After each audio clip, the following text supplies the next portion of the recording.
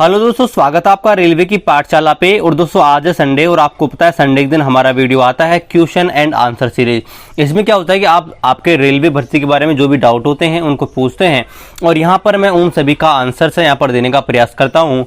और मैं ऐसे क्वेश्चन यहाँ पर पिकअप करता हूँ जो कहीं ना कहीं आप सभी के लिए कॉमन होते हैं। तो चलिए दोस्तों आज के इस सेशन को शुरू करते हैं। इससे पहले मैं आपको थोड़ी बातें हैं वो यहाँ पर पहले क्लियर कर दूं।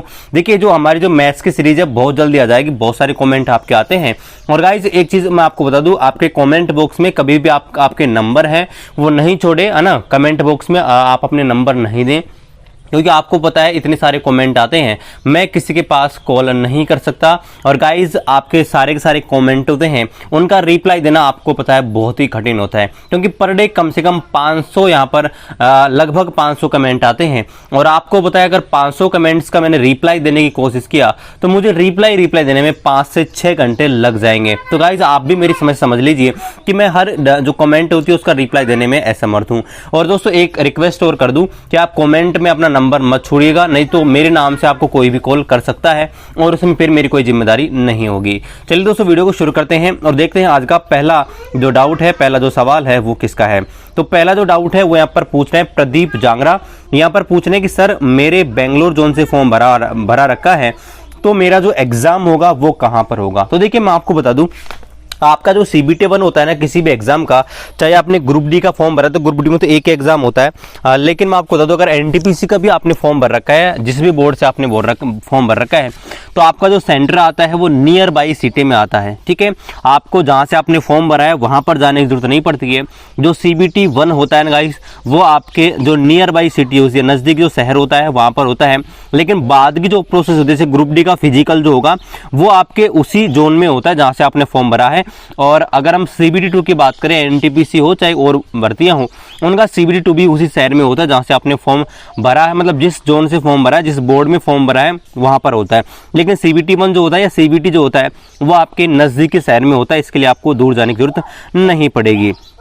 दूसरा जो यहाँ पर डाउट है वो यहाँ पर गौतम कुमार पूछ रहे हैं। देखिए मैंने कैरीविल का ऐप इनको सजेशन किया था, वो यहाँ पर कमेंट कर रहे हैं कि सर बिना मनी दिए हम तैयारी नहीं कर सकते। देखिए ऐसी कोई बात नहीं है, मैंने आपको ये थोड़ा सजेशन दिया था कि भाई आप जो हैं, ठीक है, आप जो है एक सजेशन मैंने इसलिए दिया था कि यूट्यूब पे क्या होता है कि अगर आप यूट्यूब पे किसी चैनल पे जाते हैं तो बहुत सारे चैनल्स ऐसे हैं जो देखिए बहुत रियल में बहुत मेहनत करते हैं, लेकिन बहुत सारे चैनल ऐसे होते हैं जो आपका टाइम वेस्ट करते हैं और पूरा कंटेंट भी नहीं देते हैं। तो मैंने आपसे ये कहा था कि अगर आप थोड़ा बहुत अफोर्ड कर सकते हो तो कैरियरविल का ले सकते हो, उसमें मेरा कोई बेनिफिट नहीं है। मैंने तो आपको एक सजेशन दिया था क्योंकि मैंने खुद ने कैरियरविल से पढ़ा था, इसलिए मैंने आपको सजेशन दिया था कि आप यहाँ पर उस बैच ले सकते हैं तो आपको एक बेहतर कॉन्टेंट मिल जाएगा, इसलिए मैंने आपको बोला था। बाकी आप अगर घर से भी तैयारी करेंगे तो बिल्कुल आपका सिलेक्शन हो जाएगा, कोई प्रॉब्लम नहीं है।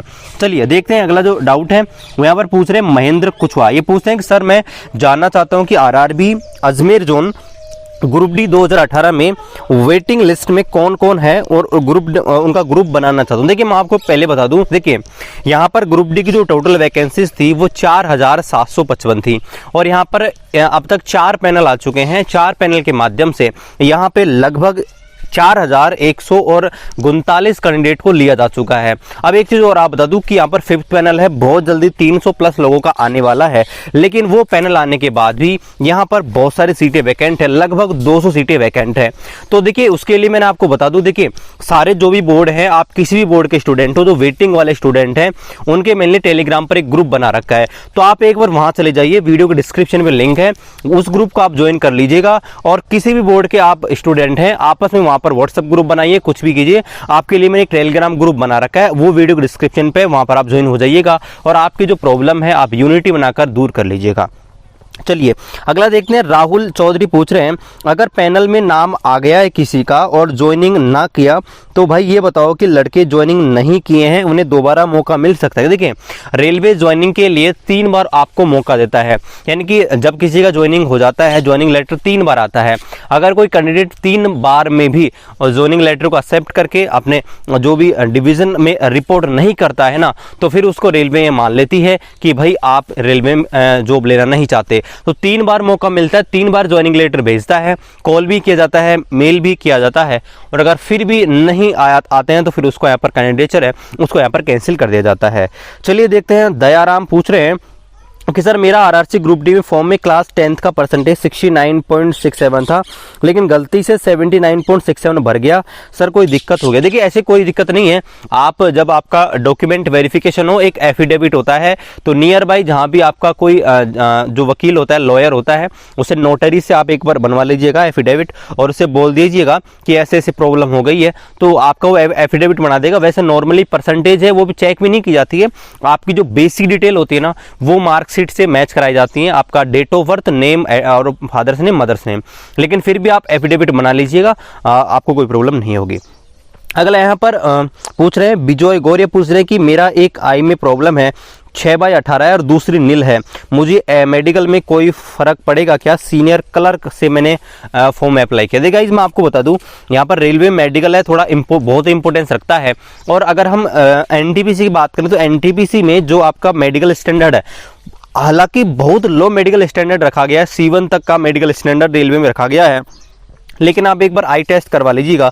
लेकिन अगर आपकी एक आंख बिल्कुल खराब है तो मेरे हिसाब से आपको प्रॉब्लम हो सकता है। देखिए अगर आप बोल रहे हैं कि एक आंख आपकी बिल्कुल ही खराब है, एक आंख से आपको दिखाई नहीं देता, तो फिर आपको पीडब्ल्यूडी का सर्टिफिकेट बनाना चाहिए था, और उसमें आपको पीडब्ल्यूडी का अलग से कोटा मिलता है। चलिए अगला देखते हैं, जो पूछ रहे हैं दलीप खोड़े, पूछते हैं कि सर जी ग्रुप डी के एग्जाम कब हो सकता है? देखिए मैं आपको बताऊं, देखिए अभी आपको पता है कि 15 दिसंबर से यहाँ पर जो रेल मंत्री हैं और आपका जो विनोद कुमार यादव जो रेलवे बोर्ड के अध्यक्ष हैं, दोनों यहाँ पर कंफर्म कर दिया है कि आपकी एग्जाम है 15 दिसंबर से शुरू होगी। लेकिन यहाँ पर देखिए पॉसिबिलिटी किसकी हो सकती है। देखिए आपके 3 एग्जाम है, एक मिनिस्ट्रियल एंड आइसोलेटेड कैटेगरी की है, एक ग्रुप डी की, एनटीपीसी के। अब देखिए रेलवे का विचार है ना, वो किसी को पता नहीं होता किसके एग्जाम पहले करवाना होता है। अगर हम पहले की बात करें, देखिए इससे पहले थोड़े दिन पहले पैरामेडिकल की एग्जाम आई थी, तो पैरामेडिकल में क्या हुआ था कि फॉर्म बहुत कम थे, तो उसकी भर्ती पहले करवा ली, जबकि आरआरबी जेई की भर्ती उससे पहले की आई हुई थी 2018 में। तो ये रेलवे के ऊपर होता है किसके एग्जाम पहले करवाना है। अगर वो चाहती है कि उसको रिक्रूटमेंट आपके मिनिस्ट्रियल वालों की ज़्यादा है तो वो जल्दी करवा लेगी, और अगर उसको मिनिस्ट्रियल वालों की नहीं करवानी तो मेरे हिसाब से पहले एनटीपीसी होना चाहिए, और एनटीपीसी लगभग 2-2.5 महीने में एग्जाम होगा।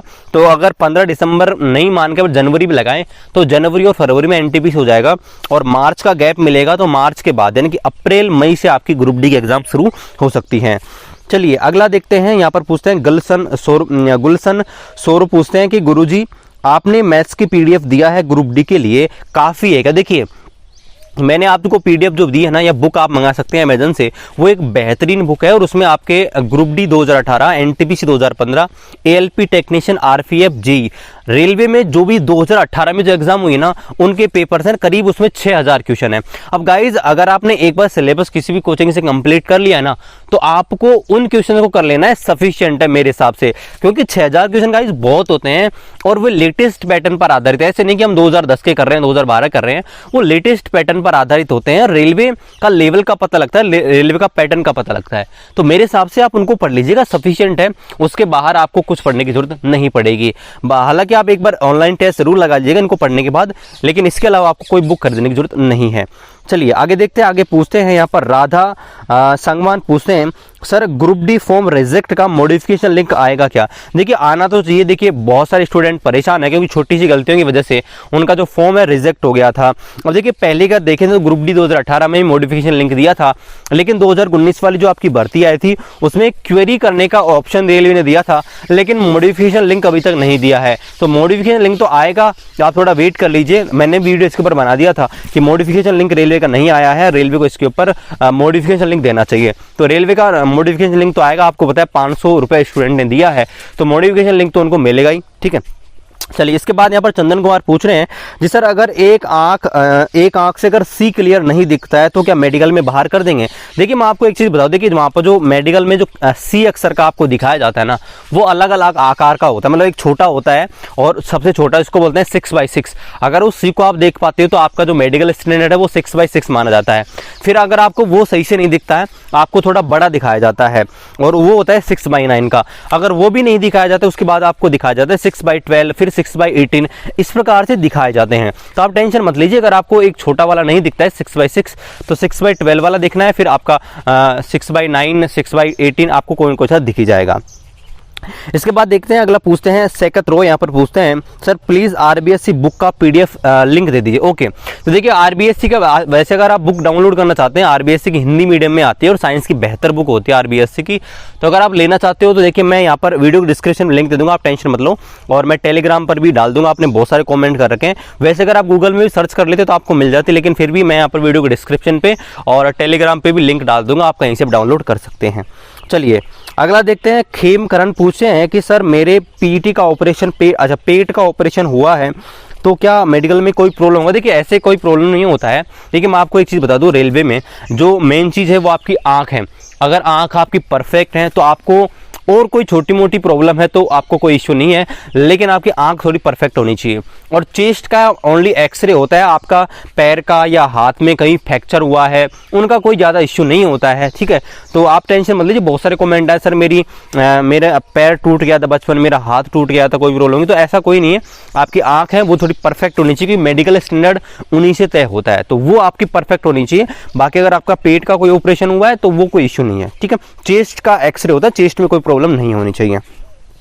अगला देखते हैं, अगला यहाँ पर पूछते हैं आशुतोष सिंह, पूछते हैं सर मेरे ग्रुप डी का प्रिंट आउट बाढ़ में बह गया है और खराब भी हो गया, डीवी में कोई प्रॉब्लम हो? देखिए कोई प्रॉब्लम नहीं है, आपके पास डीवी में आपका जो एप्लीकेशन फॉर्म है उसकी ज़रूरत ही नहीं पड़ेगी।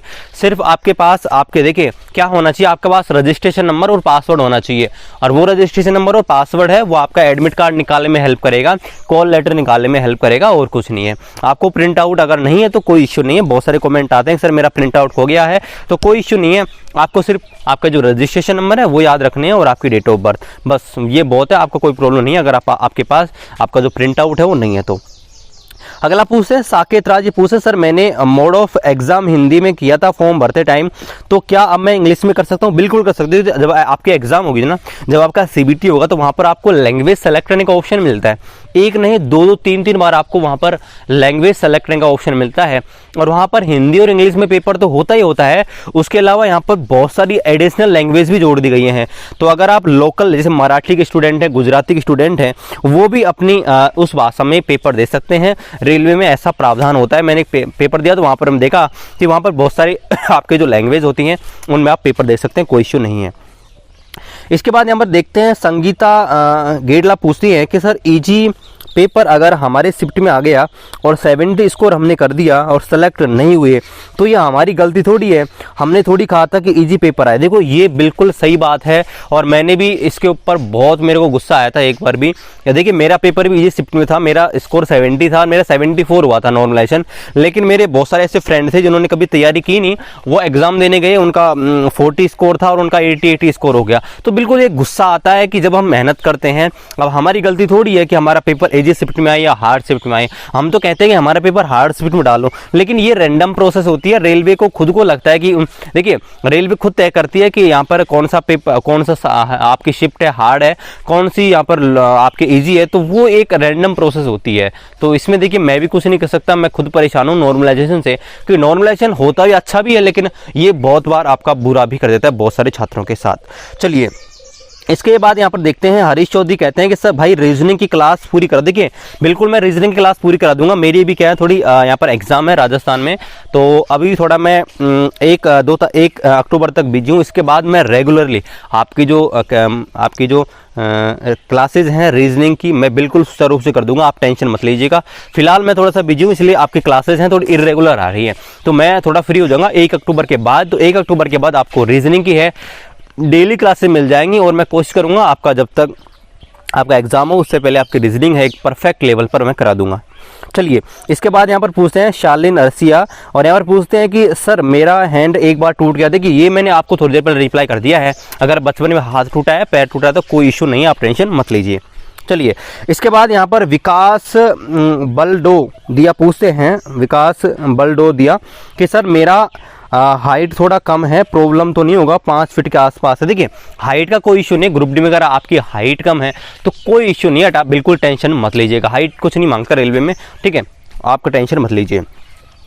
इसके बाद यहाँ पर पूछते हैं विलमेंद्र प्रकाश शुक्ला पूछते हैं कि आरआरबी ग्रुप डी में सीटी और पिन कोड गलत हो गया है फॉर्म भरते वक्त, तो क्या ये चलेगा? देखिए, अगर आपने सीटी और अगर आपका जो पिन कोड गलत दिया है ना, तो आपको देखिए प्रॉब्लम को होगी। प्रॉब्लम आपका जो कॉल लेटर आएगा उस समय आपको प्रॉब्लम होगी। वैसे तो रेलवे आपका फॉर्म है वो रिजेक्ट तो नहीं करेगा मेरे हिसाब से, लेकिन आपको बाद में प्रॉब्लम होगा। तो आप एक बार जब डीवी हो तो आप एफिडेविट लगवा देना, अगर वो एक्सेप्ट कर लेते तो बहुत बेहतर है, नहीं तो आपका जो कॉल लेटर है उसमें आपको प्रॉब्लम हो सकती है। वैसे आपको मेल के जरिए आपको बता दिया जाएगा, टेंशन मतलब अगर आपका कोई प्रॉब्लम है तो मेल के जरिए फोन करके भी आपको बता देंगे।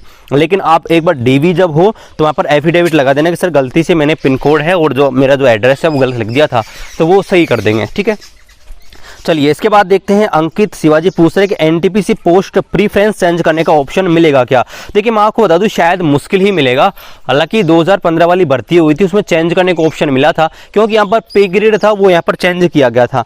लेकिन मेरे हिसाब से इस वाली भर्ती में आपको मुश्किल ही ऑप्शन मिलेगा, है ना, प्रीफरेंस चेंज करने का। और अगर मिल जाए तो बहुत अच्छी बात है, लेकिन मुश्किल ही मिलना चाहिए। चलिए इसके बाद यहाँ पर लास्ट डाउट यहाँ पर पूछते हैं, प्रसन्न परिदा पूछते हैं, सर मेरा 2018 में 73 मार्क्स सही था, लेकिन आफ्टर नॉर्मलाइजेशन 60.40 हो गया, क्वालिफाई नहीं हुआ। तो ये देखिए, ये आपका नॉर्मलाइजेशन का सबसे बड़ा नुकसान है। मैं आपको पहले ही बोल दिया था कि ये नॉर्मलाइजेशन है बहुत सारे स्टूडेंट का तो भला कर देता है, और बहुत सारे स्टूडेंट जो मेहनत करते हैं उनका यहाँ पर बहुत बुरा हो जाता है। तो ये देखिए हमारे हाथ में नहीं होता है नॉर्मलाइजेशन, ये एक रैंडम प्रोसेस होती है, और रेलवे पता नहीं नंबर भी काट लेता है बहुत सारे स्टूडेंटों के, और ये बोलता है कि आपका पेपर इजी शिफ्ट था इसलिए हमने नॉर्मलाइजेशन कर दिया, और बहुत सारे छात्रों को नुकसान हो जाता है। लेकिन गाइस आपको डिमोटिवेट बिल्कुल भी नहीं होना है, ऐसा बहुत कम होता है कि आपके नंबर काट लिए जाएं। मैक्सिमम चांस ये होता है कि आपके नंबर है तो सेम रहेंगे या आपका इंक्रीज होंगे, लेकिन बहुत कम आपके चांसेस होते हैं जब आपके मार्क्स यहाँ पर काट लिए जाएं। तो गाइस आपको डिमोटिव बिल्कुल नहीं होना है कि सर नॉर्मलाइजेशन हमको तो पढ़ना ही नहीं चाहिए, ऐसा बिल्कुल भी नहीं है। देखिए जब आपके किस्मत बिल्कुल ही खराब होती है तब जाके ऐसा होता है, लेकिन आपको बिल्कुल भी डिमोटिव बिल्कुल भी नहीं होना है। जो भी आपका टाइम है उसमें आप पूरा पढ़िए, ठीक है, और ये जो टाइम है इसको आप पूरा इम्प्लीमेंट कीजिए, बिल्कुल भी टाइम खराब मत कीजिए, और बिल्कुल आप जो भी हेल्प होगी वो हम करेंगे। बस गाइस आज की वीडियो में इतना ही। बाकी अगर आपका कोई भी डाउट है आप कॉमेंट कर दीजिएगा। रिप्लाई आपको पता है मैं नहीं कर पाता हूँ, क्योंकि आपको पता है बहुत सारे कॉमेंट्स आते हैं, इस वजह से रिप्लाई करना बहुत ही कठिन होता है। लेकिन मैं आपसे रिक्वेस्ट करता हूँ, अगर आपका कोई भी डाउट है तो यहाँ पर कॉमेंट है, आप जैसे आज संडे है तो आप एक बार एक कीजिए, कोई भी आपको कमेंट है तो नेक्स्ट सैटरडे या फ्राइडे के दिन आप कमेंट कर लीजिएगा। आपके जो कमेंट है उनका आंसर आपको मिल सकता है, ठीक है, क्योंकि आपको पता है पूरे वीक के कमेंट में नहीं देख पाता हूं, लेकिन आप लास्ट में कमेंट कर दीजिए किसी भी वीडियो के नीचे। आप सैटरडे के दिन, शनिवार के दिन आप कमेंट कर दीजिएगा, क्योंकि मैं संडे को वीडियो बनाता हूं तो लेटेस्ट कमेंट है उन्हीं का रिप्लाई ज़्यादा करता हूँ। वैसे मैं प्रीवियस से देखता हूँ, लेकिन वो बहुत सारे होते हैं। तो गाइस यही रिक्वेस्ट है कि अभी तक आपने हमारे चैनल को सब्सक्राइब नहीं किया, सब्सक्राइब कर दीजिएगा, और रेलवे भर्ती के बारे में अगर कोई डाउट है तो कमेंट कर दीजिएगा, मैं रिप्लाई देने की कोशिश करूंगा। चलिए गाइस मिलते हैं आपसे अगले वीडियो में, तब तक जय हिंद जय भारत।